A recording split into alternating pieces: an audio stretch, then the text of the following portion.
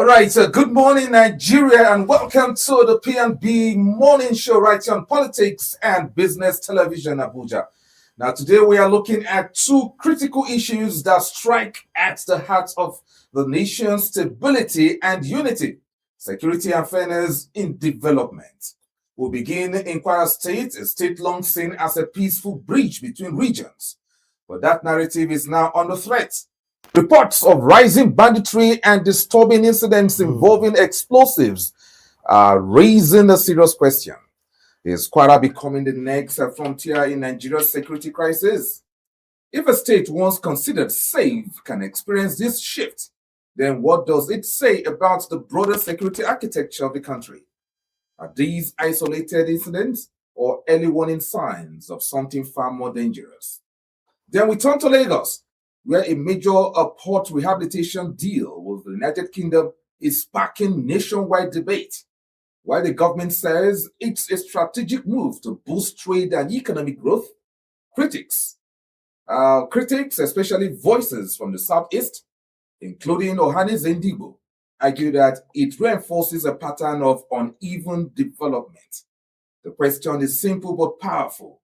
Are we building a nation that works for all, or one that continues to favor a few? From rising insecurity to questions of national balance, today's conversation is about the future of Nigeria, how we protect it, and how we share its opportunities. So stay with us. Welcome to the show, P&B Morning Show, right here. When we return after this break, newspaper review will come your way. Stay tuned.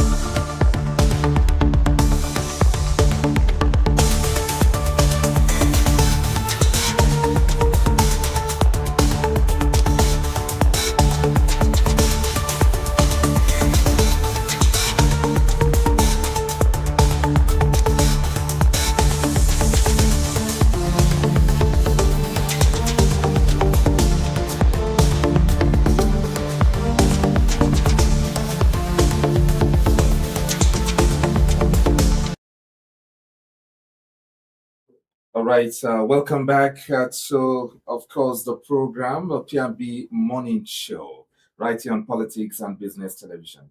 So let's quickly dive into the newspaper review right now and see what, of course, the papers are saying this morning. So we'll begin with The Guardian. And the Guardian is talking more on health matters this morning. TB gains at risk as funding gap, stigma, malnutrition persists.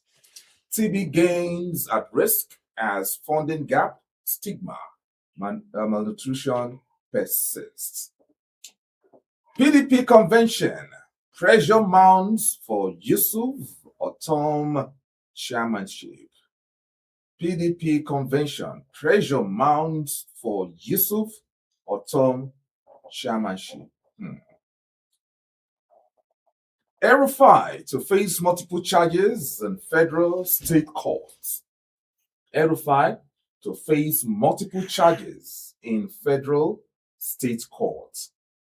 2 die as Air Canada plane of fire truck collide at U.S. airport. 2 die as Air Canada plane fire truck collide at U.S. airport. These are some of the headlines there. 8 feared dead as terrorists bomb Niger bridge. 8 feared dead as terrorists bomb Niger bridge. And of course, an interesting one again from the Guardian. Nigerians lose 12.5 billion naira to digital fraud in 4 years. Nigeria lost 12.5 billion naira to digital fraud in 4 years. So with me is Ibrahim Shaibu and of course Chidi Kenneth in the studio. So gentlemen, you've seen the headlines coming from Exactly. The Guardian this morning. So which one would you? Let me begin with you, Ibrahim Shaibu. Which one would you want to react so quickly from the headlines? Is it the bombings in Niger states? That is terrorist bombing bridges now, infrastructure. Yeah, exactly. That's what they are bombing now. So they have taken the fight to the next level. Next level, exactly. It's no longer banditry affair in Kwara State. Before now, the kind of attack we used to hear from in Kwara State is normally they will abduct people for ransom. And then they will ransack people, take their food away. But now it is taking a different shape entirely. It is now turning into insurgency rather than banditry. Banditry is just profit. The aim is to profit.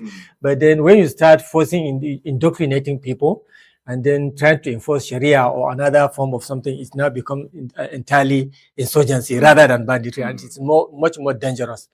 Yes. Now bombing of bridges. So Kenneth, your reaction to any of the story at all that interest you? Well, all of them, because they all have to do with the effect is on Nigeria. So it's all of them. Exactly. But I think I would like to lay more emphasis on the bombing of the bridges.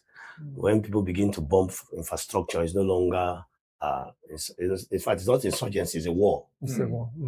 It's a war now, because insurgency and banditry is where has to do with the kidnapping of people, trying to make a statement that, oh, this is what I want or this is what I don't want. But now when you begin to take it to structures, bombing of government infrastructures and structures that offer great economic value to people, it's now becoming a war.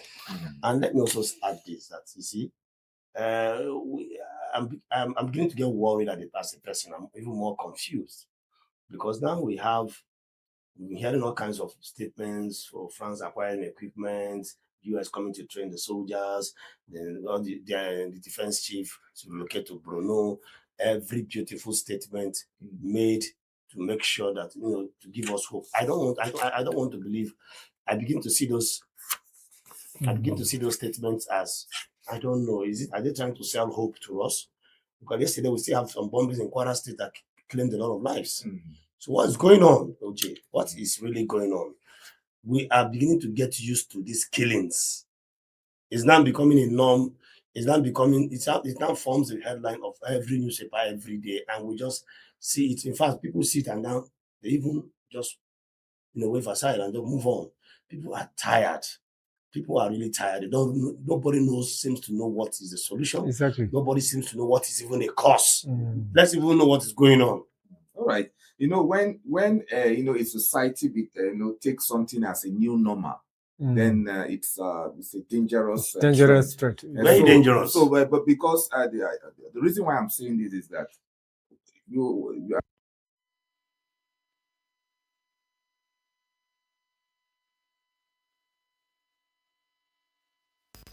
you have to keep talking. Like, for instance, the Not to media react. cannot stop talking about corruption, even though corruption is still Part of our embedded in daily the life, society. In our exactly. daily life, you must keep talking. You must keep talking. Okay, That's a form of advocacy. I watched a comedy display or something online. Very big comedy show. One of the comedians that came to perform there used all these things as a form of joke, and people were laughing. I was trying to describe how they now live in Jos. He said in Jos now nobody walks, now everybody jogs, because you don't know when the next explosion is going to come. You know, this is how far we have got to find ourselves. It's not a material for comedy. It's not a material for comedy. Oh, this is serious issue becoming comedy, the materials for comedy. And we laugh.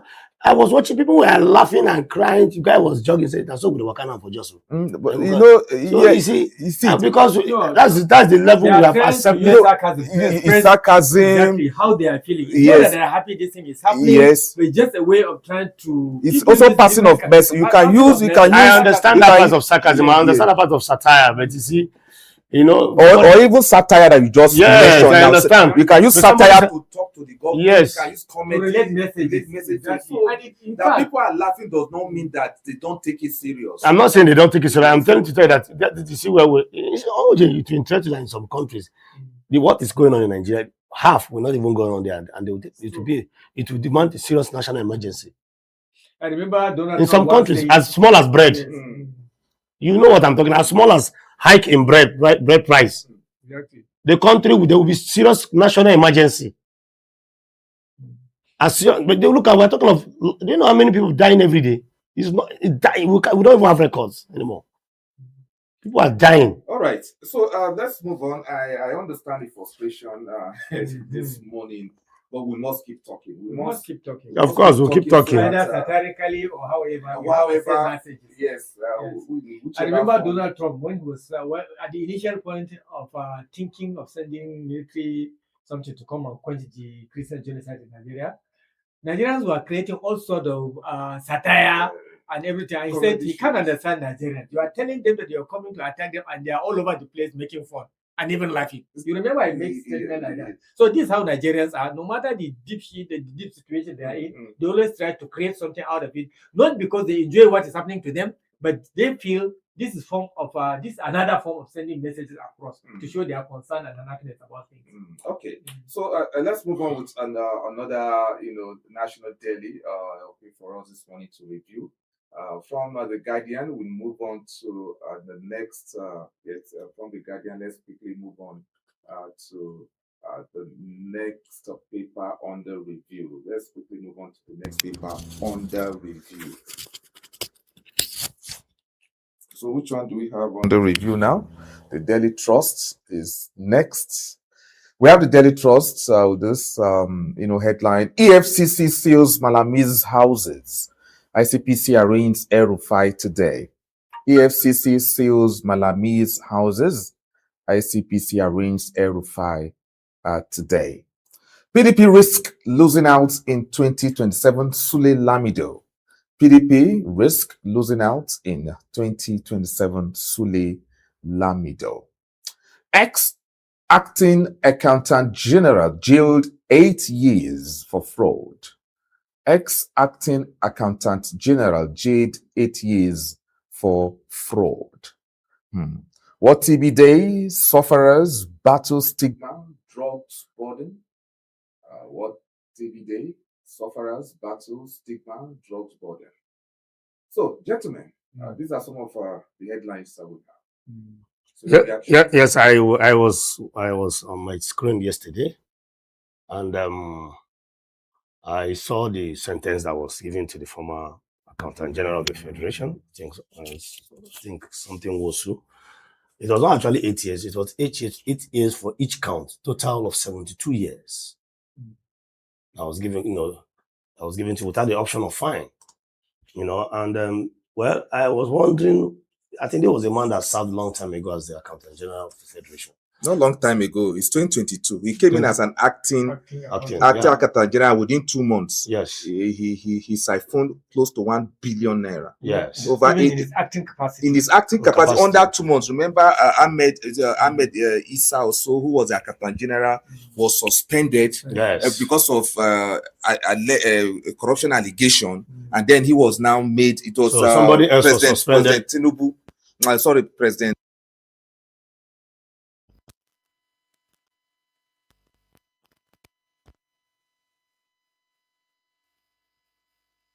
Was charged for corruption, and the incoming under acting capacity also continued from where the superior was, allegedly stopped. But you see, it calls for serious concerns and worry. You see, these are I want to believe that and hope that other people who have also occupied such other positions too should be brought to book, because, my brother, corruption is just like the way insecurity is in Nigeria now. It's becoming a norm now. It's like if you don't steal government money, you are not complete as a civil servant. That's how it's looking like now. So that's how it appears. So I want to see that more of this kind of punishment is being melted to government officials. Let's begin to see that, and then people will now serve as a deterrent to others. People will not.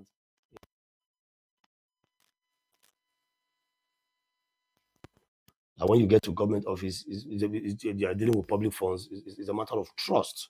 You don't just joke with people's money. So,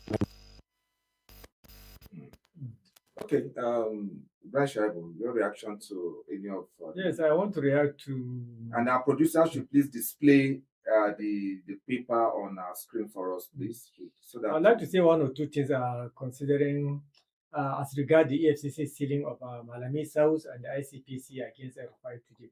You see, there's nothing wrong. There's nothing wrong in the government trying to prosecute or probe public officials or former public officials. But I think doing it when the election is around the corner sends the wrong signals, particularly because the opposition parties seem to think as if this is a way of crippling them towards the 2027 election. Especially when you did not actually find somebody guilty and you do not bring out proofs to either prosecute them or to take them to court. You continue to bring issues so that they will be in perpetual detention till the elections around the corner. I think they should be given the courts, the ICPCs should be able to bring out facts and then try to take them to court and prosecute them if they are guilty of the offenses that have been leveled for. But to continue to detain public politicians just prior to election, when elections are around the corner, I think it actually gives out the wrong. Yeah, Malami was saying. And then about 2007 PDP election is very, very sad. I am always a kind of person. I'm always of the school of thought that believes in having multiple parties contesting for the election.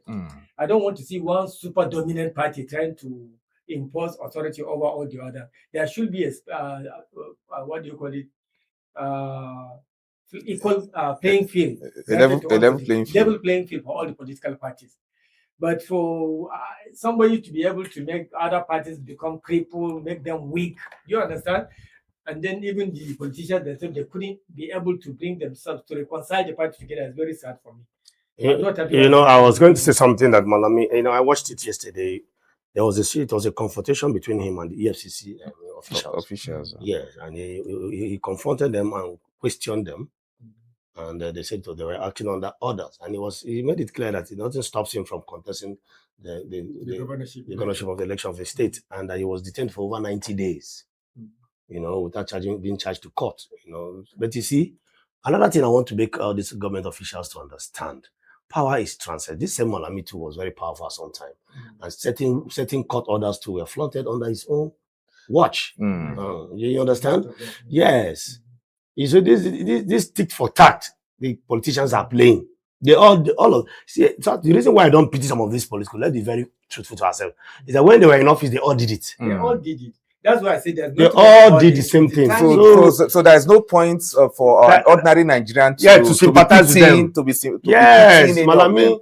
We are not even pitching them. We are pitching the system. You understand? I think I like that. We are pitching the system. Yes. The system is because it's making the system laughable and weak. That is what I'm saying. But this gladiators and They are the same thing. Mm. If this current government leaves power today, And someone comes and you still do I can somebody, tell you now, if whoever that is dishing this, if I have closed down meeting with you now, I can tell you 1 or 2 persons that will also be arrested. Exactly. As soon as this government, they know themselves. Yes. And I want to advise those that are in power now.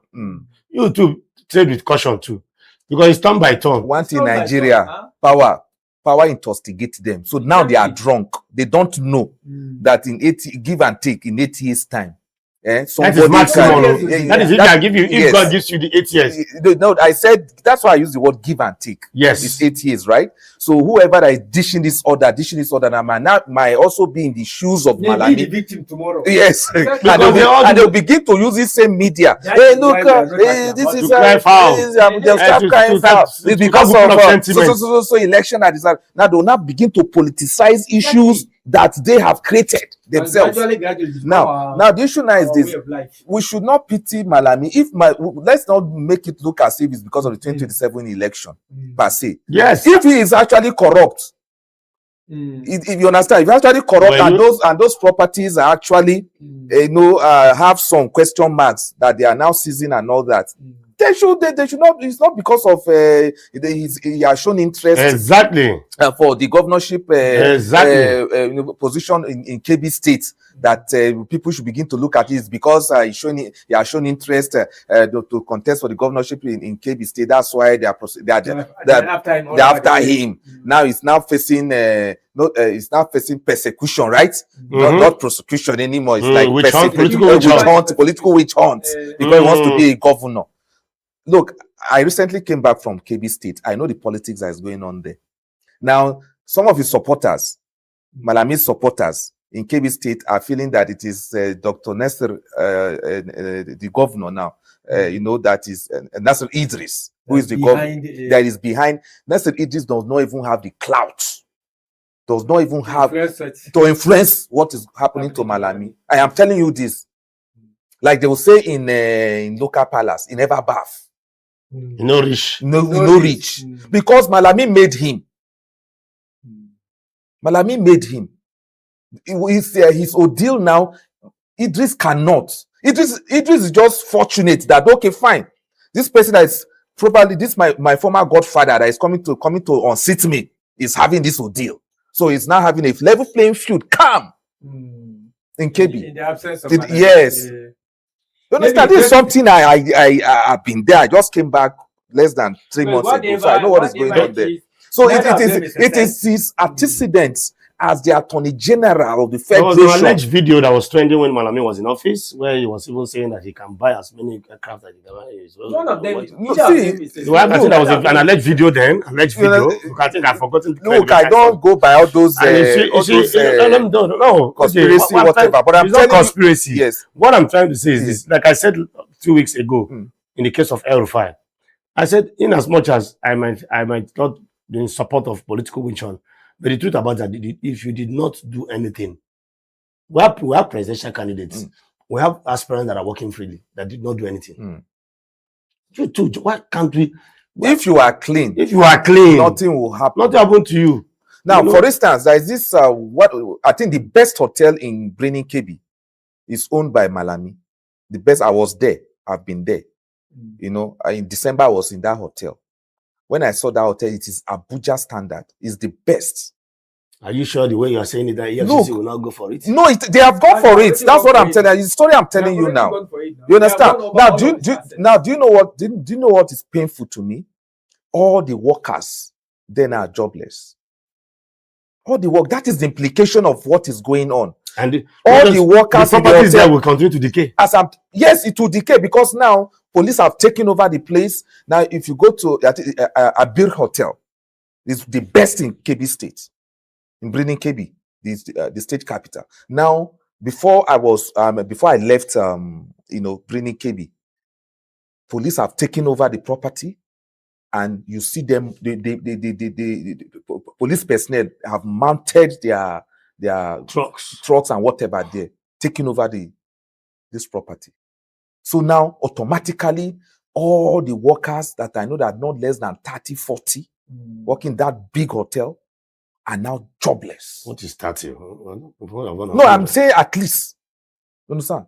So At actually, least. in brief, So, what I'm saying is, you understand? So all these things, the problem we have is that, yes, and now the argument, I'm very sorry, before we now move forward, now the argument now is that in bringing KB or in KB State generally is that, is it not better? As in, people are now saying, Nigerians, they're now saying that, okay, let's assume he stole this money. Is it not better that he stole this money and built all these things and invested it in his own state or in Nigeria and employed people than taking it to Dubai? Corruption. Does that still justify?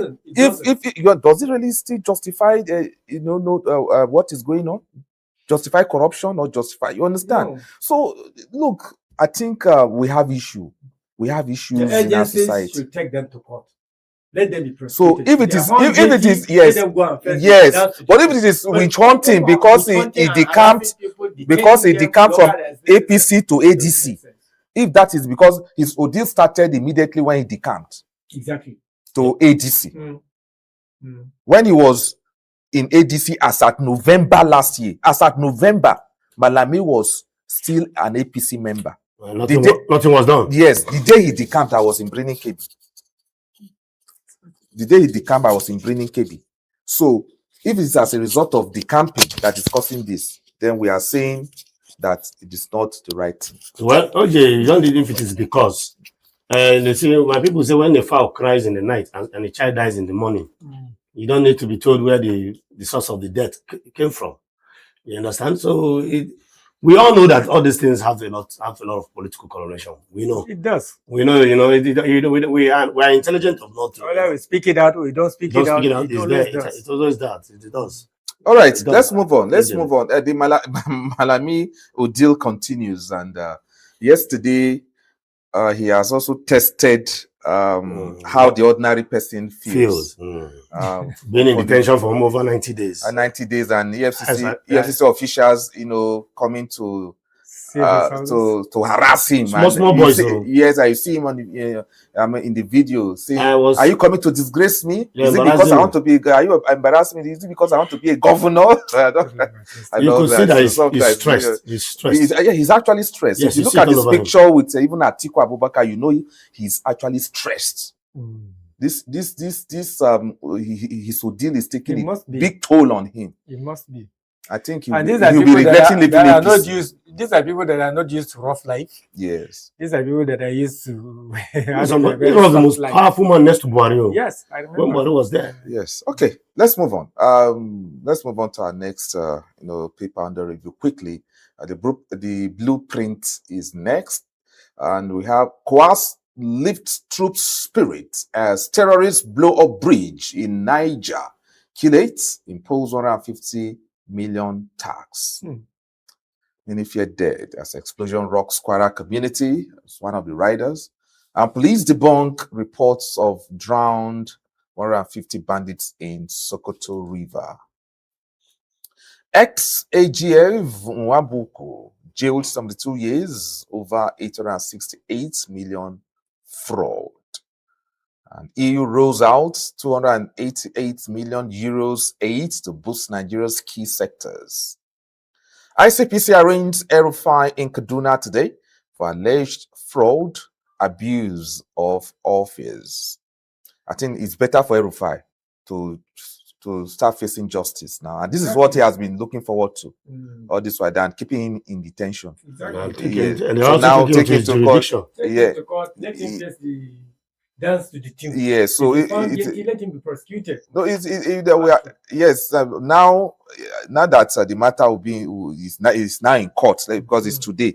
It's now in court. And that is what he has been. So if it is bail, if the offense is bailable, they'll bail him so that he can go about his normal business, his political business, and all that, and face the court whenever the court asks him to come. Requires his presence. Okay, so let's move on.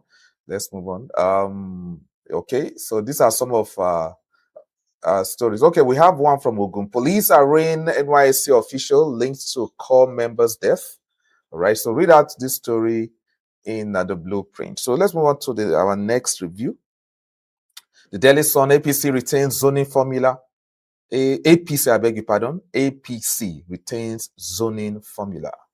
Yelwada Basari admits challenges, insists convention will hold as planned. Uzodima Oberewore Okowa rallies South for APC in Asaba. IPR urges Tinubu to rein in Niger governor over media attacks. IPI urges Tinubu to rein in Niger governor over media attacks. 868 million fraud. Ex-AG, Accountant General of the Federation, Wabuku, get 72 years imprisonment. Tinubu's economic reforms most significant in decades. All right. And Niger Delta Chamber targets $5 billion investment, 500,000 jobs. Okay, that's really interesting. Obi Iherdioha Odenwa teams up for ADC's Southeast push. All right. Nigeria begins HIV prevention injection rollout. Yes, it starts today. Okay, so these are some of the headlines from the Daily Sun. So we'll move on to the next one. The Punch is next. Hamzat Yayi Ali may emerge APC consensus governor candidates. Hamzat Yayi Ali may emerge APC consensus candidates. Governorship candidates. Yes, governorship candidates are talking about those that could emerge as governorship candidates in the south, yes, in the southwest region. Police arena Barua dismissed shooting claims at NURTW HQ, that's headquarters here in Abuja. Barua took over the secretariat of the road transport workers yesterday, displacing MC Oluomo, I think, yes, Oluomo, MC Oluomo. And the police eventually went there later in the evening and dispersed and arrested Barua. Okay, on what grounds? Was there any court order or something, or counter court order? So I think you asked the police for this. Police have taken the action, and Barua is saying that the court has that's what I'm trying to find out. judged that he is the main chairman of the union. MC Oluomo, right? MC Oluomo is an imposition, and the politics in this union something is that Sheyi supports Oluomo. Okay. You understand? Sheyi is backing Oluomo. MC Oluomo has been a very strong supporter. Yes, I remember when current president right from Lagos. Yes, so I remember when the election was held 2 years ago, and the politics. This thing has started for a long time. It's not today. OJ, let me tell you one thing people don't understand about the National Union of Road Transport Workers is a very strong arm for any government to win election in Nigeria. People don't understand the power they carry. It will interest you to know that National Union of Road Transport Workers put me anywhere. They are the one that assist INEC to also transport materials to remote areas. So that is why you see that office as insignificant as it appears. It's one of the most powerful office in Nigeria. The people don't know. People just think it's just. When you say people don't know, I think people know. People know. No, people Nigerians don't know. You know because you are a journalist. But most Nigerians bought vehicles. They go to parks and they see. No, but they just see it. No, yeah, I agree. People just see it as just a transport union. It's not just a transport union. They're also a pressure group on their own. Pressure group. They can bring economic strikes and other things. The National Union of Road Transport Workers can help you have a seamless electionary process or frustrate you. Go and confirm it anywhere. No, we agree. We agree, but we are talking about the leadership crisis now. That is why the crisis is not leadership, because whoever controls that sector. I don't want to go far. Let me just leave it that way. Whoever controls that sector determines a lot of things, has a lot of role to play when it comes to election. Trust me, and most of them too have PVCs. They do. They do. So whoever that is supposed to be the legitimate president of the union should be, because if the court has once pronounced that I knew. The court has once pronounced that it is Barua that is the legitimate president, that MC Oluomo is an imposition to the union. And today the FCT Police Command is supporting or has arrested Barua. And they say they are taking, arrested him with his court order. Yes, and they say they are taking to courts today on the matter. So we don't know how the case is going to end, but I know I followed this matter at one point, that I knew there was a court judgment that Barua is the main chairman of the union, that Oluomo is not. Yet he's still Oluomo is an imposition. Yes, but because Barua has been arrested by with his court order. Yes, and it has been alleged that Sheyi Tinubu is in a very strong supporter of MC Oluomo. So now it's like Barua is touching the tiger's tail. He's playing with the powers. And you know what that means. And you know what that means. So that is. You see, you see, OJ. These are the things we were talking about the time when the days of Malami. Politicians should trade with caution. It is turn by turn. When it's your turn, some people just do things as though they are one demigod, forgetting that power is transcendent. Tomorrow you'll be out of that place and somebody else will sit down there, and then of course we'll start hearing, oh, I was arrested, my properties have been seized. Just like what is happening now. No, that's what he understands. I don't know. Is it that these people don't learn lessons from other people's experiences?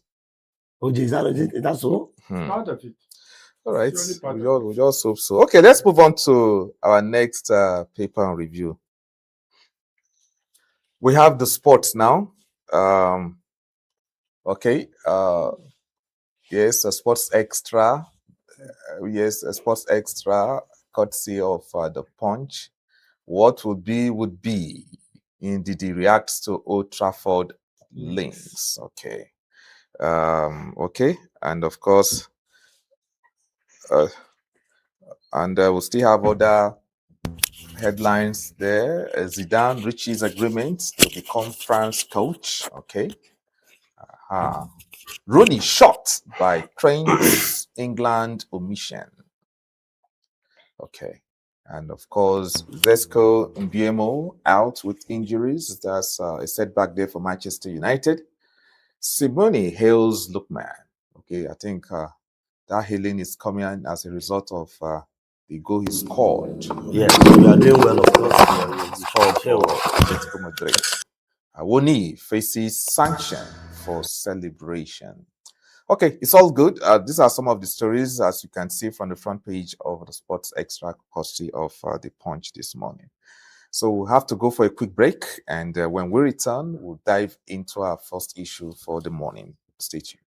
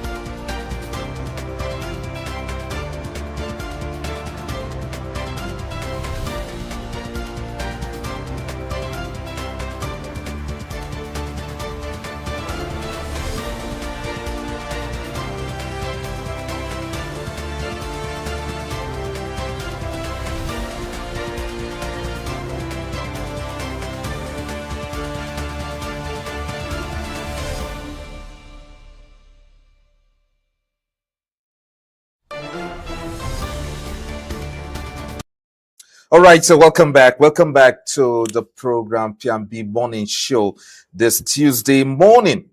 And let's dive into our very first, topic of the day. And it is on the issue happening right now in Kwara State, from banditry to bombings.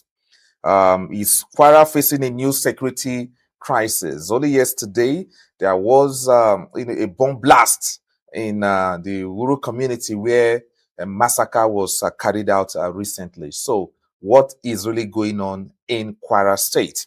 For years, Kwara State has been widely regarded as one of Nigeria's more peaceful regions, a buffer between the instability in the northwest and the relative calm of the southwest. But recent developments are raising serious concerns. Reports of rising banditry coupled with alarming incidents involving explosives are beginning to challenge that long-held perception and spark fears that a new wave of insecurity may be taking root. Is Kwara simply experiencing isolated security breaches, or are these signs of a deeper, more dangerous shift? Are criminal networks expanding their reach, or is this a failure of intelligence and response systems? So this morning, we examine the emerging threats, the implications for residents and neighboring states, and most importantly, whether Kwara is on the brink of a full-blown security crisis. Hopefully we're having a security analyst who will be joining us this morning. But in the studio, I still have, Ibrahim Shaibo in the studio, and Chidi Kenneth also in the studio. So gentlemen, our focus now is the situation in Kwara State, which is not your take on the development in Kwara. I want to say, first and foremost, it is condemnable, it's sad, and it's suspicious. Suspicious? Yes. OJ, the past 1 month or two, this same community has been experiencing different, insecurity issues at a very progressive manner. You can see that at first, I told you this is a land that has over 6,000 square meters bordering the Kanji. So it is a vast land. I don't know, but I want to believe that it started like, normal banditry. What's the name of that place again? Is it Uru? Yes, Uru. Like Uru community. Yes. Why I say suspicious is this. One community, if you say banditry they don't strike at one location alone. They can hit this spot, go to the next spot and hit. But here, the Woro community has been on target for almost 2 months. It started like something like kidnap, from kidnap to bandit. Now it's becoming a full-blown. That is why I say it's suspicious. Why one community? Yeah, this is a community where they don't even have any good, meaningful life. There we don't have good amenities or social amenities there. So why I say suspicious, because there's something somebody is not telling us. There's something somebody is not telling us there. Because why would somebody concentrate in a particular location for almost 2 months, displaying all kinds of criminal activities in one location? It's cause for serious concern, OJ. And we've heard rumors, we've heard allegations of, areas like that in other states where illegal minings are going on. So one will be suspecting that, okay, most probably, could it be possible that is what is also about to start in that place? Maybe one huge mineral resources have been discovered there, allegedly. And then we now start seeing things like that, because so that I think they want to displace the community. Yes, so that they can have a free way of access whatever they want to access there. It's looking like that, allegedly, So because you cannot be attacking. This is not banditry. Banditry, like I said, they don't target one spot. They hit here, they go next place, they hit that place. But this one, Oworo community, for how many months? Almost going 2 months now. There's something somebody is not telling us. You can put in 1 or 2 logic together, and you can even have an idea that something. You see, if somebody keep banging your house every time a particular maybe cat is coming to your compound, there's something that cat is seeing in that compound. Because they are not the only compound there.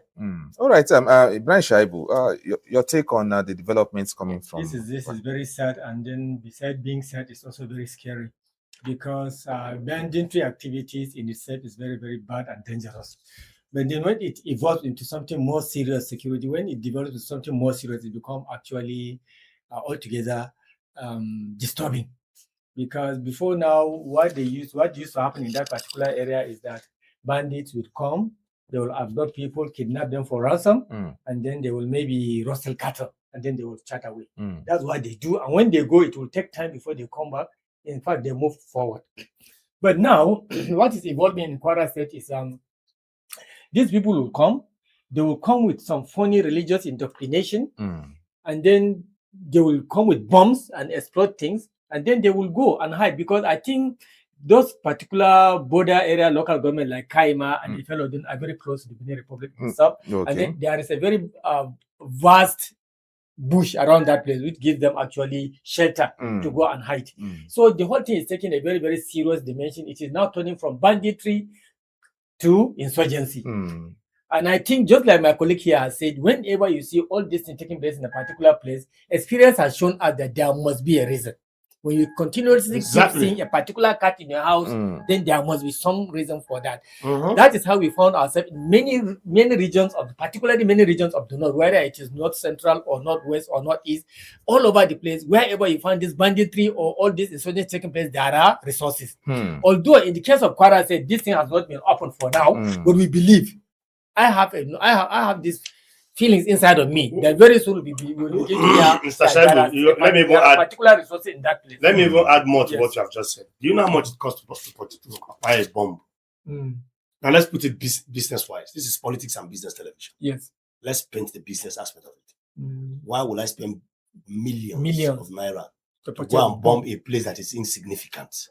Honestly speaking, I'm very poor people. Poor people. Why? If I'm to purchase a bomb, unless you have 500 million something there, I will be taking it to where by the time I strike it, you understand. I'm just putting up my thinking cap. You understand? So there's such kind of investment, because bomb explosion is huge investment. Bomb in itself is not cheap. So I don't understand why, one particular community is being hit continuously, consistently. Yes.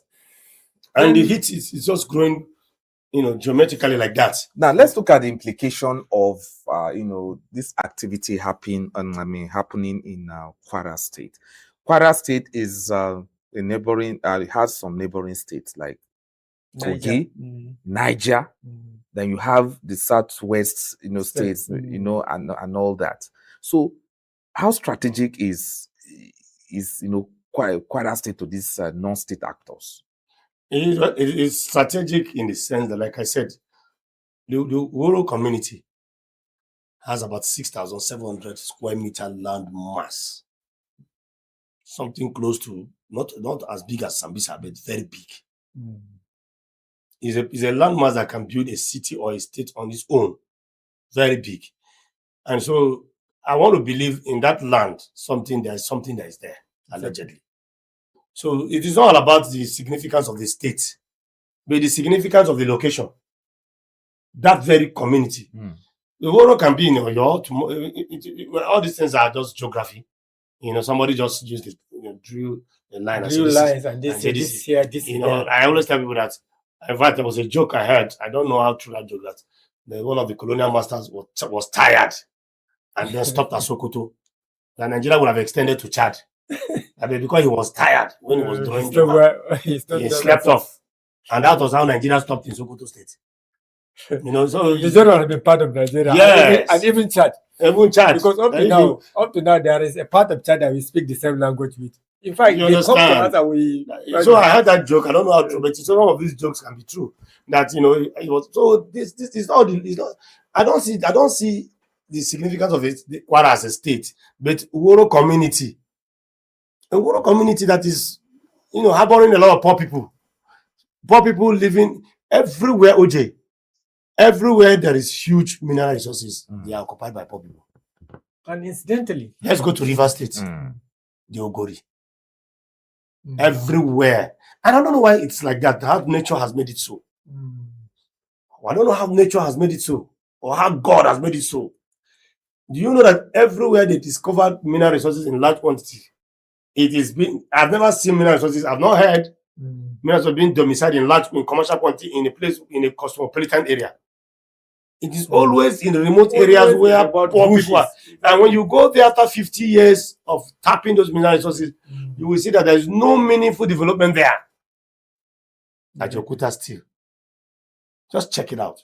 You see, and incidentally, give me a minute. Yeah. And incidentally or coincidentally, it is around this time that you hear all these Western countries will be coming with a very huge and mighty security dealings with us. Just recently, America said, although it came to protect Christians from Christian genocide, but they ended up being placed in Maiduguri. You understand? In a Muslim state. In a Muslim state. And then just recently, France is telling us that they why are you people using Muslim states? Is it we just said not. We just said so in a Muslim dominated area. Don't make it look as if No, we're not making it look. No, that is what you just said. In a Muslim state, we have an insurgency happening there. So he's trying to paint a narrative. So you see that, Muslim and then dominated again, just recently, France said they wanted to come into a security pact with Nigeria, and now Britain is also saying security. Why is all these things happening? And why is it that all the time, you will see they will be unable to combat the insurgency or the banditry that's taking place there? Do you understand? But then the money will continuously be. Have you ever had this military attacking any mining site in any of those areas? Never. No, you don't.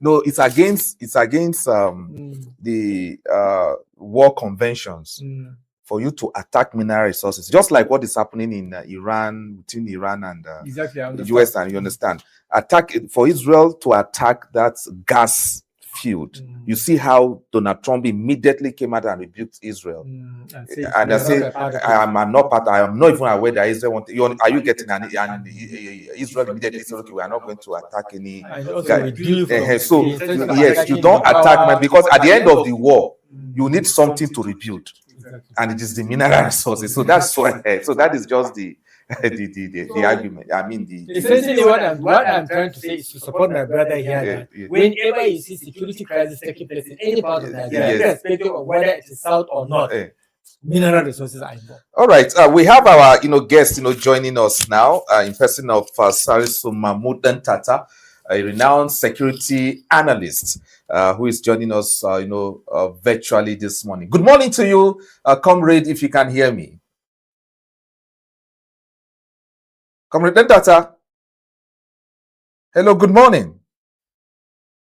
I think we're still having a technical issue with him there. So we hope that he'll be back. All right. I think we're still okay.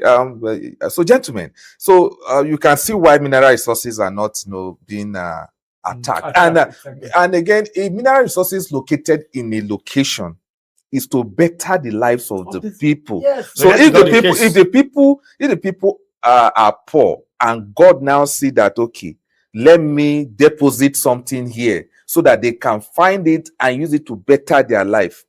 You understand? Good.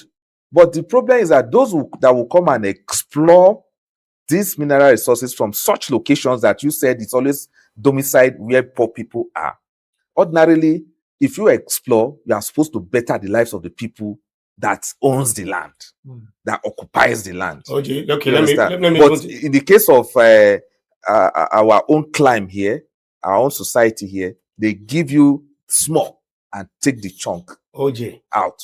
Let me take it further, step further. It is not only in Nigeria. It happened in Sierra Leone.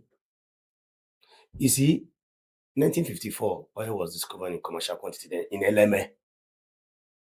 Shortly after a while, we started having issues. Let me tell you something. In Africa, go and check in every community where, and I challenge you to do that research. Okay, sorry, please, hold your thoughts there. I think let's quickly, connect with our guest there. Comrade Tata, good morning to you. Okay, please, can you unmute? You can unmute your audio so that. Good morning. Okay, that's good. I've done that. Good morning. Yes, good morning to sir. you. It's nice to have you. Thank very much. I'm glad to join all of you conversating there. Okay. All right, Honorable Comrade Nantata, we are having issue, right now in our hands. That is the emerging security situation in Kwara State. And before now, Kwara State has been like a buffer between the north and the south, where, of course, the environment there has seen a relative peace. But these days, we are now having from kidnapping to banditry, and now, insurgency activity in Kwara. And just yesterday, as you are aware, Wuru community was bombed. What is really happening? Thank you very much, OJ. You see, sometimes when a system fails to lead to certain advantage and take action, this is what happened. I can vividly recall 5 years ago on several programs in different TV and radio stations, we had warned that fleeing bandits and insurgents might find solace in abandoned wildlife forests of Niger, Kwara, Kogi, and others. And today, after 5 years, it is happening, and the reasons are not far-fetched. Illegal gold mines in these areas are also responsible. Then again, bad roads, the porous nature of borders, as well as numbers of ungoverned spaces. Therefore, if the insecurity in Kwara, Niger, Kogi, and other states in North Central must be addressed, automatically a complete combined onslaught, as it is going on now, must further be enhanced and capacitated in the abandoned wildlife forest of Kanji National Park. That place connects Kebbi, Sokoto, and even to Benin Republic, as well as those ones of Kemanji, as well as Karozi, as well as Gandu, where illegal gold mines and illegal wood logging are taking place. And again, the insurgents take advantage of the bad state of roads from Wawa to Kayama in Kwara State, Wawa to Luma, Gobanji, Agwarambabana in Niger State to wreak havoc, because no matter what reinforcement you are bringing when they go to attack the ungoverned spaces, the dilapidated nature of roads will not make gun trucks of the army, armor personnel carriers to move at fast speed. So the insurgents very much know this, and they operate on motorcycles. Even though I know when kidnapping was at Beef along Abuja Kaduna Road, the military used motorcycles too. So I think the Operation Pasanyama and Savannah Shield must also resort to using even motorcycles to access some of these forests where illegal gold mines are happening. Like I can tell you in Wara, where they massacre people. I appear to have lost Comrade Salisu there. Okay, we'll try and reconnect with him back. I think he was trying to say something about maybe trying to lay more emphasis on that community, the Woro community, before we lost him. And you can see that what he is saying is has a lot of similarities with what we have been saying here. He mentioned the issue of illegal mining too. Yes. Because I don't see the reasons, I don't see any logical reason why a community who is defenseless, poor, somebody who spend huge amount of money to go and start bombing them. If I'm to buy a bomb, I'm to buy a bomb today, millions of naira, my target will not be somebody who is in the name of trying to, and like I was saying before he came, I said, not only in Nigeria. We've seen the movie The Black Diamond. The Black Diamond, see, everywhere mineral resources has been discovered in commercial quantity. The next thing that follows shortly after is crisis. It's a trend, and I want to believe that if you have followed the trend of all these things, that has to do with mineral resources and whatever in other countries, you will see that they are all the same. They are all the same, OJ. If you OJ, your village now, if they discover very huge, high commercial deposits of mineral resources in your place, I can assure you, in the next few months, allegedly, you see things will start happening there. Look, the issue is this: if that is only if that community is ungoverned. Exactly. You understand? It's ungoverned. So because some if of these communities are ungoverned, yes. Well, you don't make provision of accessible roads. Accessible road. It takes time before any help from the military or the police will reach there. So they always take advantage of this. Yes. And then again, before the military can even come and give help, they have already run to places like Benin Republic, because all those areas are very close to the border of the Benin Republic, and the dense bush, the thick bush, provide them what do you call it, a cover within which to come and do their illegal activities and then run through into the bush. Okay. Let me counter you a bit there. Illegal mining is like drug business. No poor man ventures into such things. Of course, the people that are into illegal mining, it's not a poor man that goes into such things. You understand? All right. You know what it takes to mine? We have our guest back. Comrade Salisu, you are back, and thank you for coming back. At one point, we lost you due to technical hitches. You were actually you were actually saying that what we had seen in Wuru community in Kwara State is as a result of bad infrastructure, and of course, as a result of yeah, go ahead, please. Go ahead. We're having network problem. Honestly, interrupting our communication with our discussion with. Okay. Oh, all right. Let's see if we. Okay, can you hear us, Comrade Salisu? Yes, I can hear you now. Yeah. Okay, go ahead, please. Go ahead with your thoughts. At one point, we are actually losing you. We can't really hear you. You are breaking.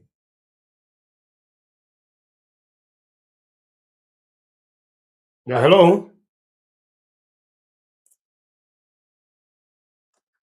Can you change your position? I think if you can hear us, it may help. So like I'm saying, yes. How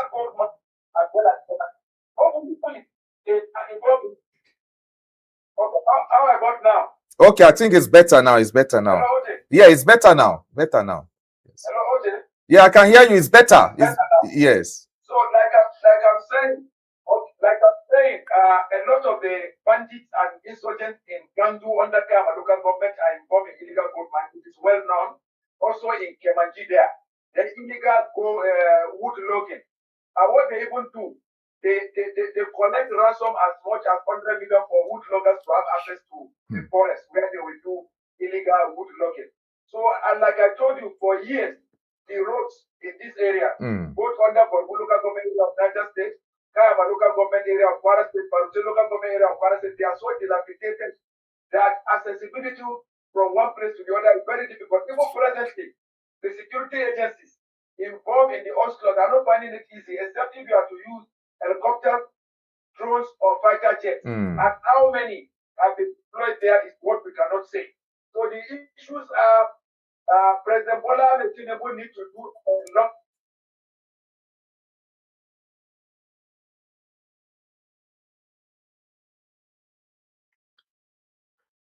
By drones, making it. Okay.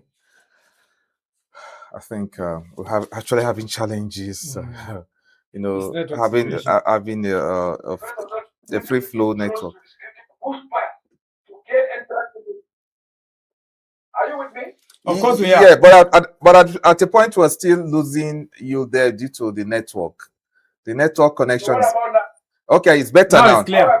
Now okay. It's clear. Okay.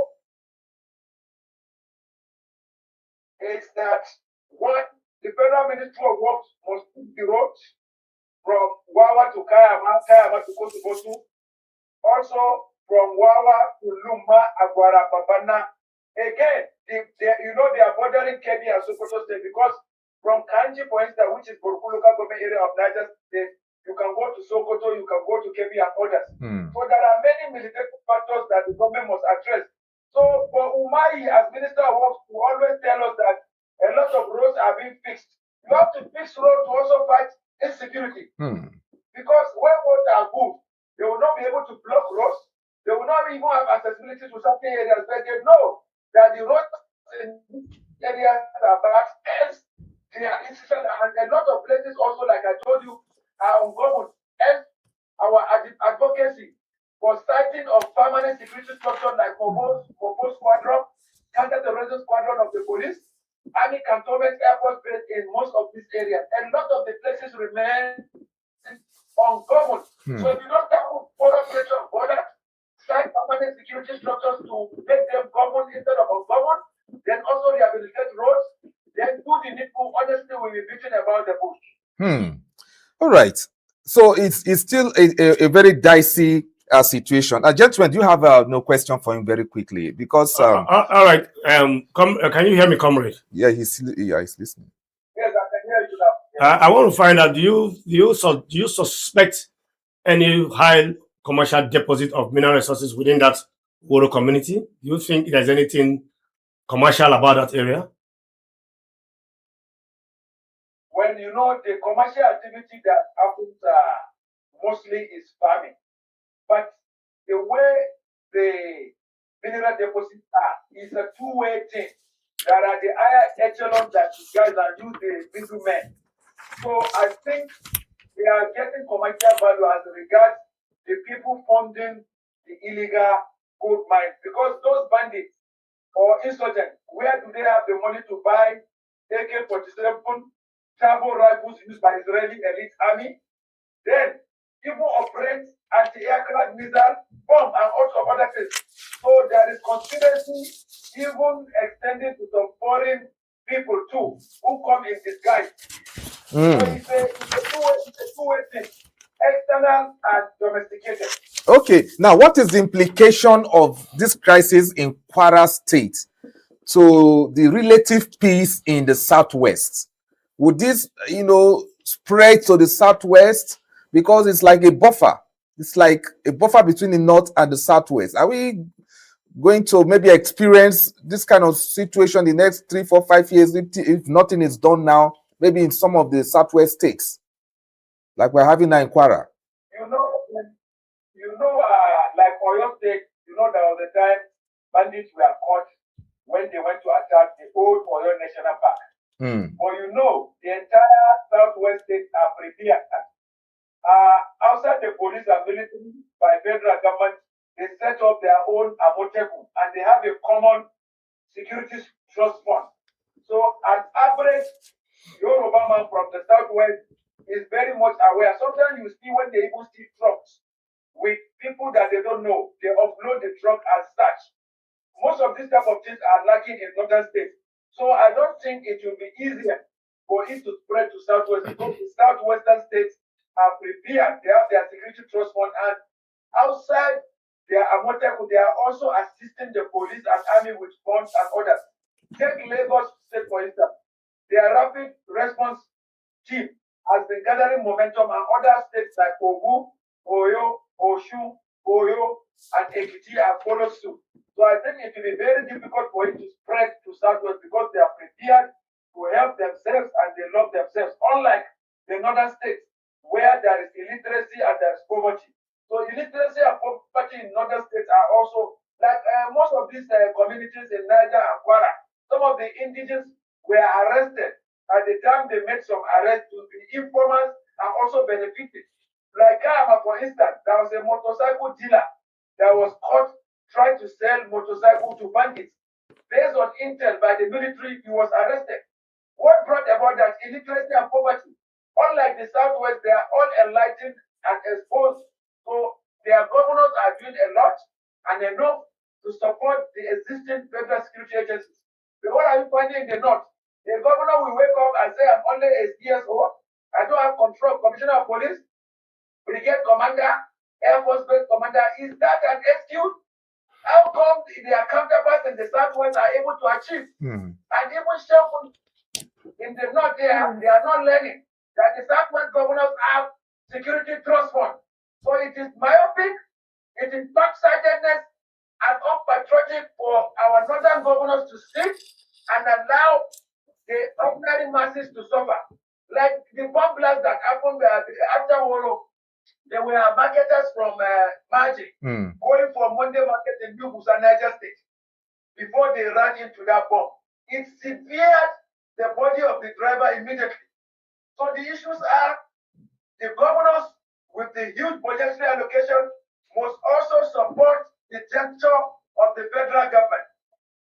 America has come to train our troops, but let this training also extend to rural areas. I have not seen American trainees training soldiers operating under Savannah Shield in Kayama local government area of Kwara State. I have not seen them training Operation Konsanyama. I only saw them in Abuja and some urban centers. So they should also go to some of these places where onslaughts are going on. Some of the equipment the American government donated to us, let them train the officers and men of the army, police, DSS, and others involved in this onslaught against non-state actors in order to achieve results. All right. Yes, comrade Salisu. Okay, you have a question for him before we let him go. Yes, okay. I have one question, President Tata. Yeah, go ahead. Just go ahead. It's a common knowledge that there is a presence of 200-man United States Army here in northern part of Nigeria. Although we understand that the part of the agreement is just to provide training and intelligence sharing, do you think their presence here is actually giving the desired impact and help in the fight against terrorism and insurgency in the north, particularly, although they are stationed in the northeast, particularly in the north central part of Nigeria? Well, as for North Central, I have not seen the impact yet. Because when you talk about American Marines, you know them to have sophistication in terms of modern weapons and equipment. Where from Abuja, they can cite certain things in certain states. It's only gathering momentum in Northeast because of the extraordinary gifts of the commander of Operation Adekai, Major General Abdusalami Abubakar, whose gallantry and competent nature is helping the fight there too. Of recent, you know, they neutralized more than 80 something Boko Haram and Islam terrorists who came to attack them. That I've not yet seen in North Central because in these places now you can see between Luma, Babana, and Agwara, a bridge was formed and also connected. If the presence is being felt, we will have been hearing that. So I think the American trainees need to also go to North Central, particularly areas of Kwara, Niger, in order to carry out certain training and sophistication methods to our troops under the Operation Savannah Shield.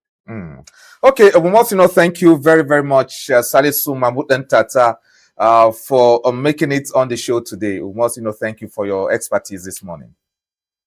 Thank you very much. I really appreciate it. Thank you. Thank you to other guests. Thank you very much, Mr. Tata. All right. Thank you very much. All right. So we've been speaking with Salisu Mahmoud Tata, a security expert, joining us this morning. Now, to sum up, Tata actually raised the issue of the collaboration between the Ministry of Works with the security architecture, that they would need to work together because these communities don't have good access roads and all that. So the federal government needs to build good road for even the military to operate very well. So you can see the connection now. Exactly. So no sector is isolated. Every sector is needed to fight this insurgency. That is the point he's trying to make. And it's very true because of all of our security crises in the north, the terrorists or the bandits always take advantage of ungovernable spaces. Yes, and bad infrastructure, exactly, bad road, bad they whatever. Before the government will come or before help will come from the Nigerian army or the Nigerian Air Force or anything, they are sure that they will finish whatever they are there to do and then disappear. They knew about this. So unless this synergy is enforced and made strong between the Ministry of Works, who are responsible for building it, I think it's not only Federal Ministry of Works, even including State Ministry of Works, because some of these roads are state government responsibilities, not even federal government responsibility. But there should be a synergy between the State Ministry of Works, Federal Ministry of Works, and then the security agencies, ensuring that even if you cannot tie it, but let's grade it and make sure that it is reachable, it is governable. What makes a region or a place ungovernable is lack of road and the necessary infrastructure. Once there's that, security will always take advantage of this and to continue to create mayhem and destabilize the whole system. And it's very, very unhealthy. But it even checks development. You understand? Apart from loss of life and monies and wealth of the country, we also it also checkmate our potentials for development. That's it. All right, Chidi, what do you make of the synergy between the Ministry of Works and the of course the security architecture you have? How can the Ministry of Work also help in this fight against insurgency, like our guest suggested?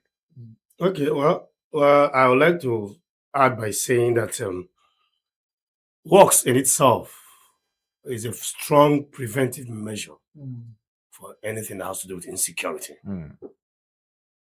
It is lack of the presence of works that attracts criminals to that place. Like I said, those areas are ungoverned areas. What do you mean by ungoverned areas? Ungoverned areas are areas that have not seen government presence. It's as simple as that. That's why it's called ungoverned areas. Not just roads. We don't have barracks. We don't have standard police division there. But at least let there be road first. Let there be road. No. When you limit it to road alone, ungoverned, that language means ungoverned area means there is not government presence is big. It's a whole lot. It's got to show that road is the major infrastructure. Road is the major. You have road. You cannot even. You need for you to move from point A to point B. You need a good road. Let me tell you something. Yes. When somebody said it is shameful that roads is still one of the things problems. Honestly, we used to campaign. Okay, that's why I don't want to talk to you. We are journalists. We should not appear shameful. We should not be patronizing. Nobody is stopping you to I'm talk. coming. Yes. But we should not stop patronizing shameful things. In 21st century, we're still talking about road. Why won't you talk about road? It's a problem. That is what. Yes, that is. Yes, that is the problem we have, and that's why our guest. Look, I traveled. Look, like I said earlier on the show, I traveled. I recently came back from Brini Kebbi. Do you know that from Mina here? If you are going to Brini Kebbi now, from Mina down to Kebbi State, the road is bad. You spend close to 7 hours. And this is supposed to be a federal road. Yes, I know how big Niger State is. You spend nearly the whole day within Niger State alone before you get to Kebbi. It's only when you get to Kebbi State that you now see good road, that you now begin to start your journey from Katangura. It's from Katangura. You understand? It's shameful. Yes, it's shameful that we have a boss. So it's shameful, but it's a big issue. Yes. Unless we talk about yes, and you are saying we not talk about it. No. You understand? So no, I'm not saying we should not talk about it. When we are talking about, the tone at which you present a matter. Yes. Exactly. Matters also. When you communicate, one can tell what your mindset is like from your tone. Why I feel sometimes I don't want to talk certain things or I'm just aggressive about it. It's because this is a federal road. The road you are talking about is a federal road. Federal road. It is in the map. And the government is seeing it. Government in, government out. They are saying it. So that in itself is not conspiracy. And the question is why in the north? And it is the north that is suffering from this insurgency. Are you getting it? So that is the issue. Our last you hear what he said about the leadership in the north? He also spoke about the leadership and everything. Go to all these things. No infrastructure. To be honest with you, yes, the lackadaisical attitude of the leaders of the north is overwhelming. It is only in the north that we will see a person become governor. He will waste all his 8 years. He cannot go out and strongly point to a particular important infrastructural development he has made to his people. It's only in the north. And the reason why this issue of, and the reason why this issue of road is very important. Again, I even try to put somebody that will protect him after he might have left. Yes. Somebody like him, somebody's own mentality again. So I agree with you. Our lack of good leadership in the north is part of the reason why we are. Of course, I grew up in the north, so I served in Zamfara State, so I saw all these things. Because our leaders think differently from the way the southern political leadership thinks. I'm not afraid to say this. It's true. They know it is true. Now, and unless we, the electorate, realize this thing, we will continue to become backward while others leap ahead. We are always continuously digressing while others leap ahead in the north. You can imagine that up to now, the rate of illiteracy in the north is increasing rather than decreasing. And even talking about road in the north, do you know it is no roads, cheaper to construct road in the north than in the south? I will see them in that big Babariga because of the topography. And saying they are looking for 20. Look, why? Yes, and that is why it's an issue. That is why it's an issue. A lot of communities is a lot of communities are disconnected. They are disconnected from the urban centers. See, okay, let me give you an experience as a member in early 2000 when I was in Zamfara. I served there. I was a cartoon colonist in Zamfara State Municipal. It's on record. I know what I saw there. You will see a whole building written boldly, Federal Ministry of Agriculture, Federal Ministry of so and so. No table, no chair. No worker comes to work. OJ, when you go to the bank to collect end of the month, you will see civil servants that cannot even write anything, thumbprinting on checkbooks to collect salary. I saw it myself. That is a normal thing. But we're talking about how no, it's not a normal thing. I'm telling that you is a normal thing in the north. You understand? The bad leadership is a normal thing. Yes, that's what we are saying. They made it normal.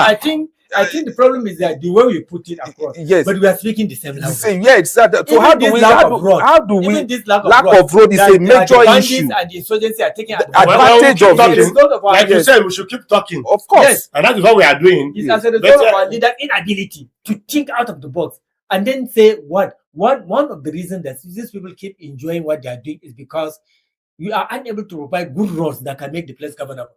So they know that they can come do their operations for 5 hours, sometimes even 7 hours, 8 hours, without the presence of anybody coming in. Because what would the police do? What would the soldiers do? Access road to reach there. It's not. Yes. So please let that be what make you think? Ministry of Works in even Ministry of Communication, yes, in helping to make communication easier between those in the field and those in the system are coordinating the whole thing. Yes. Okay, let me add even this. Information, Ministry of Information. Let there be information circulating. Let's encourage some of these citizens.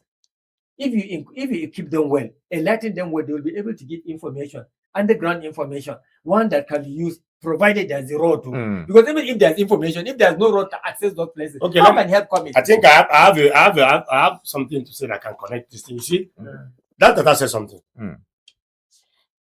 Illegal mining is an elitist business. And who controls the power? The elites. So there's a lot of conspiracy theory out there. I wouldn't want us to go. See, I'm trying to be careful not to say certain things. But from his body language and from what I say, you should understand that these things have connections with the elites. Because he said, who gave them money to buy AK-47? Do you know how much is AK-47? Bomb. And I said it here before he even mentioned it. That I will not. Yes, anywhere. Do you know what it takes to buy a bomb? I will go and throw a bomb into a poor man that did not do anything. There is something there.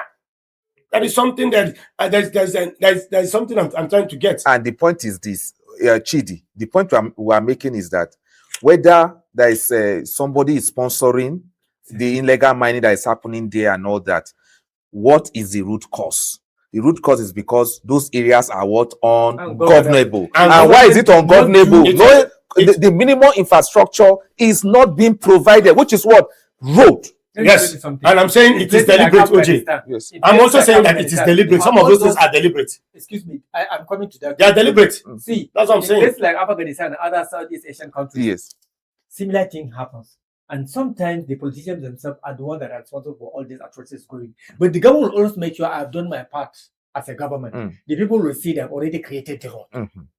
But whatever happens now, I'm not a part of it. But roads are provided. Yes. So if the security agency will not say, okay, since there's road and there's enough communication, let's go and fight this road.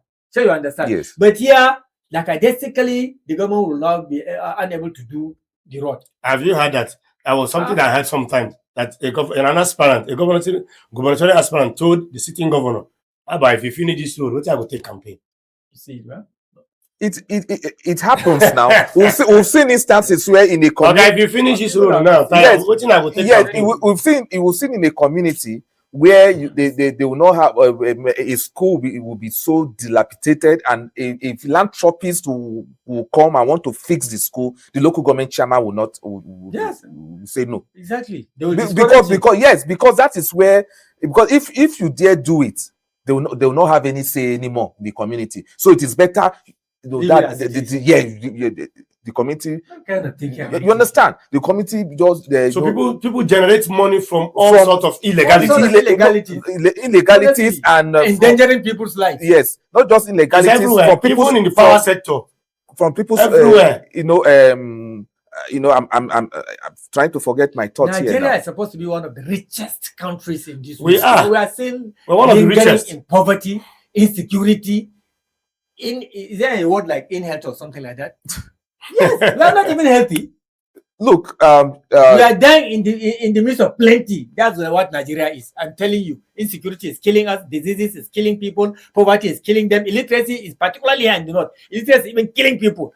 And then you will see our leaders in Babariga all over the place. They are always saying that we want 2027 is for us, 2029 something. What are you going to do there? Now, these communities, gentlemen, now these communities that are ungovernable, that is causing a lot of issues, like our guests, race, like the Wuru community that is bordering, Kebbi State, Sokoto State, Kanji Reserve and the rest, is not motorable enough. It's not.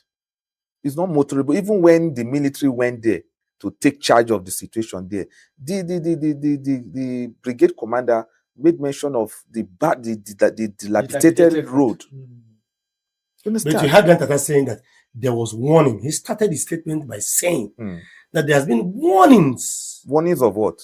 Likely since 5 years ago. Yes. That these guys are going to that. I'm going somewhere. Yes. Wait. Somebody is warning you 5 years ago. 5 years ago that there will be an attack in your house. What are you going to do? They particularly mentioned and your house is not fenced. What are you going? Are you not going to fence it? And you have the money. I'm coming. You have the money. You have the resources. Your house is not fenced, and somebody is telling you that 5 years ago that look, there's going to be likely attack on your house. What is the first thing you're supposed to do? Are we not in this country where projections will be made that if something is not done now, so thing will happen in the next one? Like for instance, Dangote is warning now. Just yesterday, Aliko Dangote has said that if this Iran war continues, this Middle East crisis continues, that Nigerians will not be able to go to work anymore in the coming weeks. Now, what is he trying to say? Let government take action now. Whatever action they want to take or measures they want to take. Because Donald Trump will say one thing, the oil price will come down. He will say another thing, the market will soar up. So nobody knows what you understand. So he's now telling you now. So we say instances like that. Now, would the government hit to what Dangote has said? No. But when the crisis comes, they'll now begin to. So that is the same thing we are talking about here. What Dangote is saying. Yes. OJ, I experienced it this morning. How? Yes. How? OJ, my estate where I live, we have about 3,000 houses. Over 3,000. My estate link borders between some villages, Dogongada and the rest of them. Yeah. Leading to Kabusa, the road. On a very good Tuesday morning, you cannot count a car that will pass from 6 a.m. to 7 a.m. You can't count the cars. They are very scanty, very few. On a very good day, there will be traffic. People. Lokogoma Junction, anybody that knows Lokogoma traffic light, which I was a PRO then. Very busy place. Yes, traffic jam. So OJ, what happened today? I stood there for 35 minutes. OJ, I did not see one car. No fair. So in essence, people are at home. They don't even have the money to buy the fuel. OJ, let me shock you. You were there last week. I called one of my friends who is into properties. The man, these are men who you look up to. God has blessed them. And he told me that he has not been going out from his house. That it's just from his house to a particular place in Karasana. Because I want to see you. When are you coming to the office in Maitama? And Sasoko, he said, Ken, which office? I put 50,000 for my motor. My gauge, How many days? My gauge, that he doesn't move from his house. Now, in my mind, I was like, if a man like this can cry, Who are you not to cry? so my friend, say, who are me? So gentlemen, as we try to wrap up, it is a very serious situation when we are talking So I about. saw it this morning.